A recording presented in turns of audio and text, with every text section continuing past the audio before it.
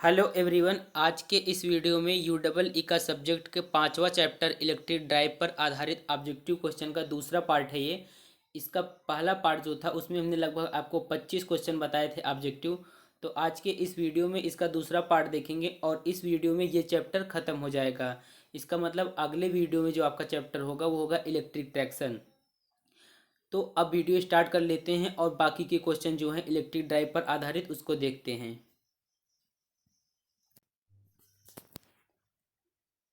देखिए, इस वीडियो में जितने भी क्वेश्चन हैं वो आपके किसी न किसी क्वेश्चन बैंक से लिए गए हैं। जैसे सार्थक क्वेश्चन बैंक, सरल क्वेश्चन बैंक, इन सब क्वेश्चन बैंक के जो मेन क्वेश्चन हैं इसमें हमने उसमें उसको लिखे हैं इसमें। तो आप लोग इस वीडियो को पूरा देखिए क्योंकि क्वेश्चन बैंक से भी आपका प्रैक्टिस हो जाएगा इस वीडियो को देखने के बाद। पिछले वीडियो में क्वेश्चन नंबर 24 तक डिस्कस किए थे। अब देखते हैं क्वेश्चन नंबर 25। तो क्वेश्चन नंबर 25 का रहा है आपका कि एकल चालन के एडवांटेजेज हैं, मतलब कि इंडिविजुअल ड्राइव जो होता है उसका कौन कौन से एडवांटेज है। पहला ऑप्शन है फ्लेक्सिबिलिटी इन ऑपरेशन। दूसरा ऑप्शन है आपका each machine can be run और स्टॉप एज डिजायर्ड। तीसरा ऑप्शन है maintenance of line shaft the bearing is eliminated. और चौथा ऑप्शन है ऑल ऑफ एबव। तो आप लोग बताइए कि जो इंडिविजुअल ड्राइव है उसका कौन कौन सा एडवांटेज है। पहला ऑप्शन आपको बता दिए, पहला ऑप्शन फिर से देख लेते हैं एक बार। फ्लेक्सिबिलिटी इन ऑपरेशन की ऑपरेशन में फ्लेक्सिबल होता है। दूसरा ऑप्शन है each machine can be run और स्टॉप एज डिजायर्ड। फिर तीसरा ऑप्शन है maintenance of line shaft the bearing is eliminated. और चौथा ऑप्शन है ऑल ऑफ अबव। तो इसमें जो सही ऑप्शन है आपका, इसमें आपका चौथा ऑप्शन करेक्ट है क्योंकि उपरोक्त तीनों जो हैं दिए गए हैं ये जो है इंडिविजुअल ड्राइव के एडवांटेज हैं। अब हम अगला क्वेश्चन देखते हैं, क्वेश्चन नंबर 26। क्वेश्चन नंबर 26 है आपका कि ग्रुप ड्राइव सिस्टम इकोनॉमिकल नहीं होता है क्योंकि। चार ऑप्शन है, यह प्रणाली ज़्यादा सुरक्षित नहीं होता है इसलिए, या फिर नॉइज लेवल अधिक रहता है इसलिए, या फिर दक्षता घट जाती है इसलिए, या फिर सभी, इनमें से सभी। तो जल्दी से आप लोग इसका आंसर करिए।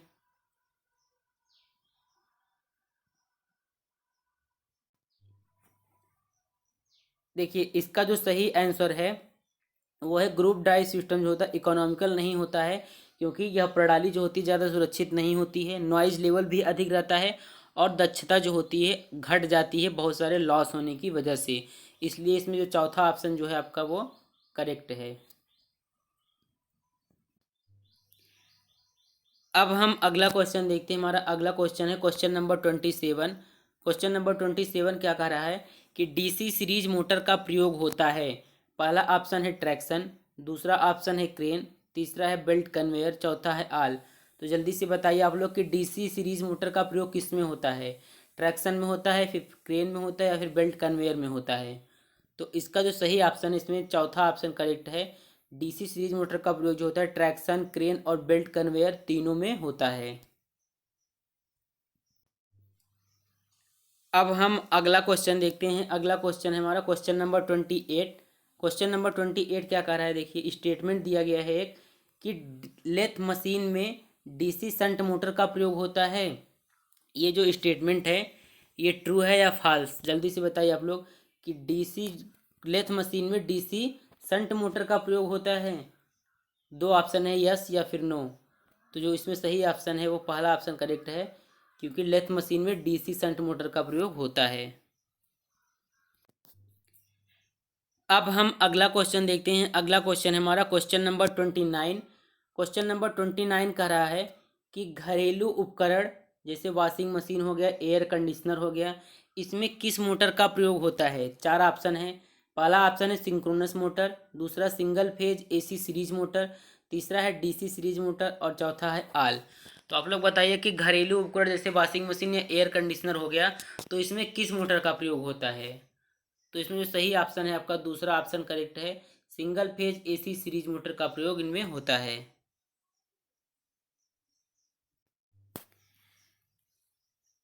अब हम अगला क्वेश्चन देखते हैं। हम क्वेश्चन नंबर 30 देखते हैं। क्वेश्चन नंबर 30 क्या कह रहा है कि यांत्रिक शक्ति संचरण की आवश्यकता क्यों पड़ती है।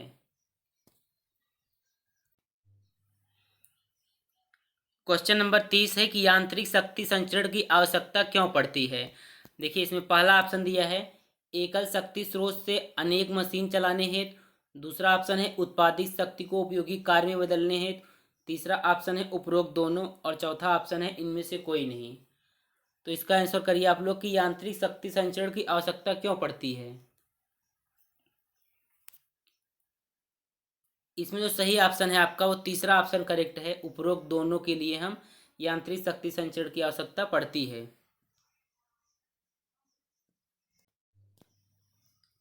अब हम अगला क्वेश्चन देखते हैं। हमारा अगला क्वेश्चन है क्वेश्चन नंबर 31। क्वेश्चन नंबर 31 क्या करा है कि यांत्रिक शक्ति संचरण यंत्र के प्रकार हैं। पहला ऑप्शन है शाफ्ट एंड कपलिंग, दूसरा है पावर स्क्रूज, तीसरा ऑप्शन है आपका गियर एंड गियर ट्रेन, चौथा ऑप्शन है आल। तो आप लोग इसका आंसर बताइए कि यांत्रिक शक्ति संचरण यंत्र के प्रकार कौन कौन से, shaft and coupling, power screws, gear and trains या फिर आल। इसमें जो सही ऑप्शन है वो चौथा ऑप्शन करेक्ट है, ये सभी उसके तत्व हैं। अब हम अगला क्वेश्चन देखते हैं। अगला क्वेश्चन हमारा क्वेश्चन नंबर 32। क्वेश्चन नंबर 32 का रहा है कि प्रिंटिंग प्रेस में किस प्रकार का मोटर प्रयोग होता है। पहला ऑप्शन है इसमें देखिए स्लीपिंग इंडक्शन मोटर, दूसरा ऑप्शन है सिंक्रोनस मोटर, तीसरा है यूनिवर्सल मोटर और चौथा है नन। तो बताइए कि प्रिंटिंग प्रेस में किस मोटर का प्रयोग होता है। तो इसमें जो सही ऑप्शन है वो पहला ऑप्शन करेक्ट है, प्रिंटिंग प्रेस में स्लीपिंग इंडक्शन मोटर का प्रयोग होता है। अब हम अगला क्वेश्चन देखते हैं। हमारा अगला क्वेश्चन है क्वेश्चन नंबर 33। क्वेश्चन नंबर 33 करा है कि सेंट्रीफ्यूगल पंप में यूनिवर्सल मोटर का प्रयोग होता है, ये स्टेटमेंट ट्रू है या गलत। तो बताइए आप लोग सेंट्रीफ्यूगल पंप में यूनिवर्सल मोटर का प्रयोग होता है, ट्रू या फॉल्स।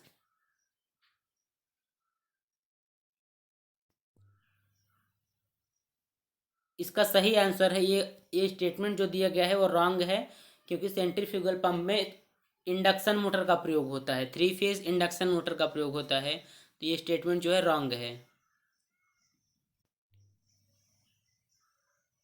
सॉरी, सेंट्रीफ्यूगल पंप में सिंगल फेज इंडक्शन मोटर का प्रयोग होता है। अब हम अगला क्वेश्चन देखते हैं। हमारा अगला क्वेश्चन है क्वेश्चन नंबर 34। क्वेश्चन नंबर 34 का रहा है कि डोमेस्टिक वाटर पंप के लिए किस मोटर को प्रीफर किया जाता है। पहला ऑप्शन है इसमें यूनिवर्सल मोटर, दूसरा है रिपल्सन मोटर, तीसरा है सैडेड पोल मोटर और चौथा है कैपेसिटर स्टार्ट मोटर।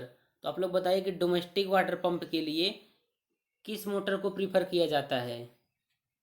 तो इसमें जो सही ऑप्शन है वो चौथा ऑप्शन करेक्ट है, कैपेसिटर स्टार्ट मोटर को प्रीफर किया जाता है डोमेस्टिक वाटर पंप के लिए। अब हम अगला क्वेश्चन देखते हैं। अगला क्वेश्चन है क्वेश्चन नंबर 35।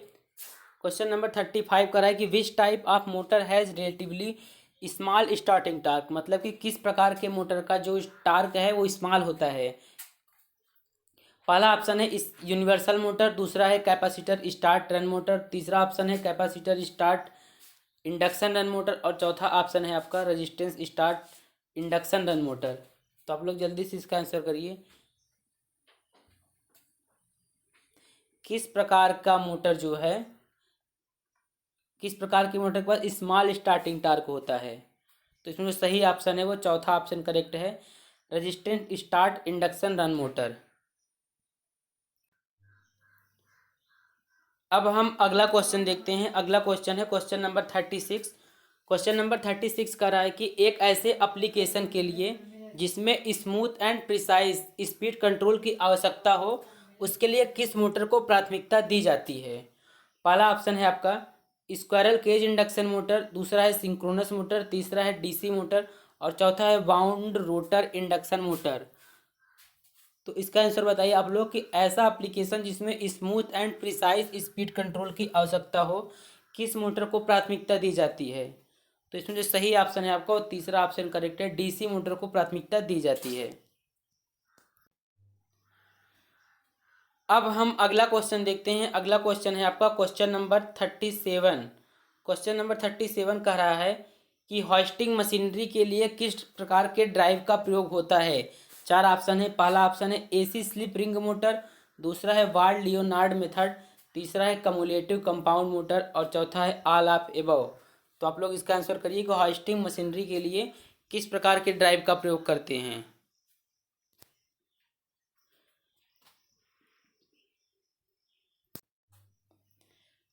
तो इसमें जो आपका सही ऑप्शन है वो हॉइस्टिंग मशीनरी के लिए हम एसी स्लिप रिंग मोटर का भी प्रयोग कर सकते हैं, वार्ड लियोनार्ड मेथड का भी और कम्युलेटिव कंपाउंड मोटर का भी। तो इसमें आपका चौथा ऑप्शन जो है वो करेक्ट है। अब अगला क्वेश्चन देखते हैं। अगला क्वेश्चन है क्वेश्चन नंबर 38। क्वेश्चन नंबर 38 का रहा है कि किस लोड पर सिंक्रोनस मोटर अधिक इकोनॉमिकल होता है। पहला ऑप्शन है आपका 1 किलोवाट, दूसरा है 10, तीसरा है 20 और चौथा है 100। तो इसमें जो आपका सही ऑप्शन है वो चौथा ऑप्शन सही है, 100 किलोवाट।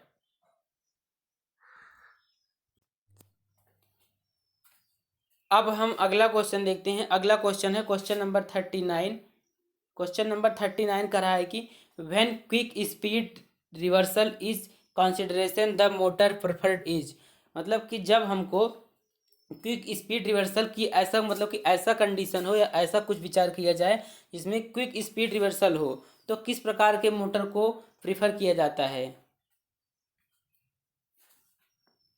पहला ऑप्शन है आपका सिंक्रोनस मोटर और दूसरा ऑप्शन है इसमें स्क्विरल केज इंडक्शन मोटर, तीसरा ऑप्शन है वाउंड रोटर इंडक्शन मोटर और चौथा ऑप्शन है डीसी मोटर। तो एक बार क्वेश्चन समझते हैं। कह रहा है कि when quick speed reversal is a consideration, मतलब ऐसा कंसिडर किया जाता है कि जब हमको क्विक स्पीड रिवर्सल की आवश्यकता हो तो किस प्रकार के मोटर को प्रीफर किया जाता है।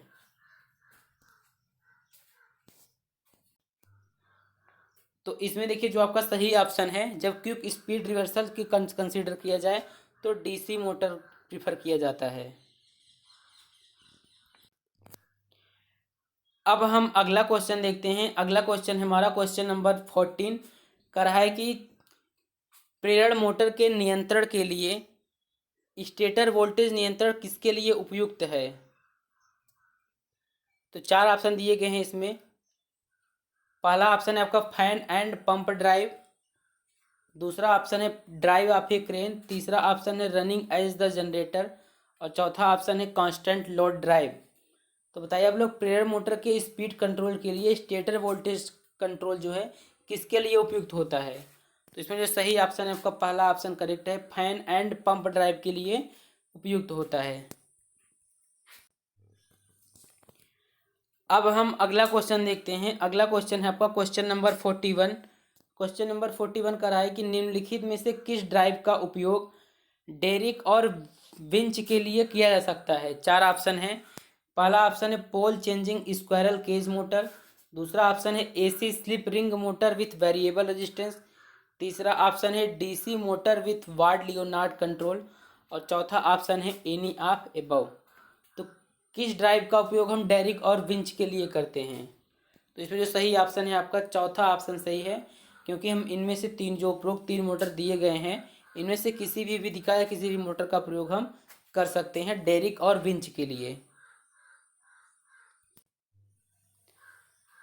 अब हम अगला क्वेश्चन देखते हैं क्वेश्चन नंबर 42। क्वेश्चन नंबर 42 का रहा है कि रोलिंग मिलों के लिए इलेक्ट्रिक मोटर ड्राइव की एचपी मतलब हॉर्स पावर की सीमा के क्रम है। तो पहला ऑप्शन है इसमें देखिए 1 से 10 HP, 15 से 25 HP, 50 से 100 HP और 100 से 500 HP। तो बताइए आप लोग रोलिंग मिलों के लिए इलेक्ट्रिक मोटर ड्राइव की हॉर्स पावर का लिमिट कितना होता है। 1 से 10, 15 से 25, 50 से 100, 100 से 500। तो इसमें जो सही ऑप्शन है आपका चौथा ऑप्शन करेक्ट है, 100 से 500 HP। अब हम अगला क्वेश्चन देखते हैं। अगला क्वेश्चन है हमारा कि रोलिंग मिल ड्राइव के लिए प्रीफर्ड मोटर है। रोलिंग व्हील ड्राइव के लिए हम कोस मोटर को ज़्यादा प्रीफर करते हैं। पहला ऑप्शन है डीसी मोटर, दूसरा ऑप्शन है AC slip ring induction motor, तीसरा ऑप्शन है एनी ऑफ एबव, चौथा है नन ऑफ एबव। तो रोलिंग व्हील ड्राइव के लिए किस मोटर को प्रीफर किया जाता है। आपको बता दें रोलिंग व्हील ड्राइव के लिए हम डीसी मोटर का भी प्रयोग कर सकते हैं और AC slip ring induction motor का भी प्रयोग कर सकते हैं। इसलिए इसमें आपका जो तीसरा ऑप्शन है वो करेक्ट है, एनी ऑफ एबव। अब हम अगला क्वेश्चन देखते हैं। अगला क्वेश्चन है क्वेश्चन नंबर 44। क्वेश्चन नंबर 44 कह रहा है कि किल ड्राइव के लिए किस मोटर को प्रीफर किया जाता है। पहला ऑप्शन है, देखिए पहला ऑप्शन है स्लिपरिक इंडक्शन मोटर, दूसरा है 3 phase shunt bound commutator motor, तीसरा है सिंक्रोनस मोटर और चौथा है एनी ऑफ एबव।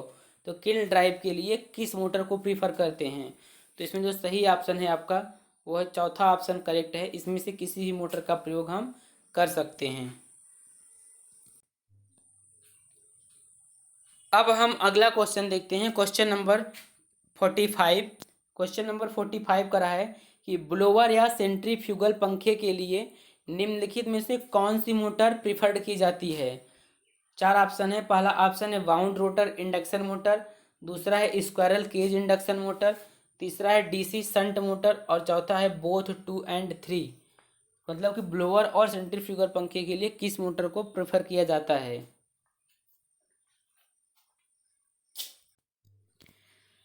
तो देखिए इसमें जो सही ऑप्शन है आपका वो है कि ब्लोअर या सेंट्रीफ्यूगल पंखे के लिए हम स्क्वायरल केज इंडक्शन मोटर का भी प्रयोग कर सकते हैं और डीसी संट मोटर का भी। तो इसमें आपका चौथा ऑप्शन जो है करेक्ट है। अब हम अगला क्वेश्चन देखते हैं। अगला क्वेश्चन है आपका क्वेश्चन नंबर 46। क्वेश्चन नंबर 46 कह रहा है कि आजकल लिफ्ट के लिए आमतौर पर कौन सी मोटर प्रिफर्ड की जाती है। तो चार ऑप्शन है। पहला ऑप्शन है आपका इंडक्शन मोटर, दूसरा है सिंक्रोनस मोटर, तीसरा है capacitor start single phase motor और चौथा है नन ऑफ एबव। तो आप लोग बताइए कि एलिवेटर जिसे बोलते हैं लिफ्ट के लिए हम कौन सी मोटर को प्रिफर करते हैं। तो इसमें जो आपका सही ऑप्शन है वो पहला ऑप्शन करेक्ट है। इंडक्शन मोटर को ज़्यादा प्रीफर किया जाता है लिफ्ट के लिए। अब हम नेक्स्ट क्वेश्चन देखते हैं। नेक्स्ट क्वेश्चन है आपका क्वेश्चन नंबर 47। क्वेश्चन नंबर 47 का रहा है कि सिंथेटिक फाइबर मिलों में प्रयुक्त मोटर है। पहला ऑप्शन है आपका constant speed motor, variable speed is preferred, तीसरा है high starting torque is preferred और चौथा ऑप्शन है लो स्टार्टिंग टार्क आर प्रीफर्ड। तो बताइए आप लोग सिंथेटिक फाइबर मिलों में कौन से मोटर का प्रयोग होता है। तो इसमें जो सही ऑप्शन है आपका वो है कांस्टेंट स्पीड मोटर। तो अब आज के इस वीडियो में इतना ही। आपका जो इलेक्ट्रिक ड्राइव चैप्टर था चैप्टर नंबर 5 ये इसी वीडियो के साथ ख़त्म हो गया। अब जो अगला वीडियो आएगा आपका इलेक्ट्रिक ट्रैक्शन पर आएगा।